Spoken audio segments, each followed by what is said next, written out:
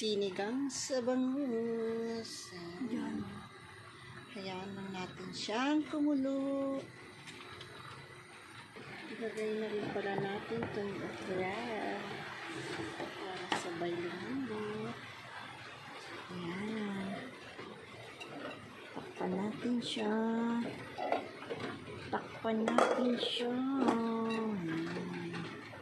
Kumulo na siya. Kumulo na ang ating bangus. Ilagay natin ang pang-asin. Ilagay natin ang sampalok powder. Hindi natin kunting patis. Diba?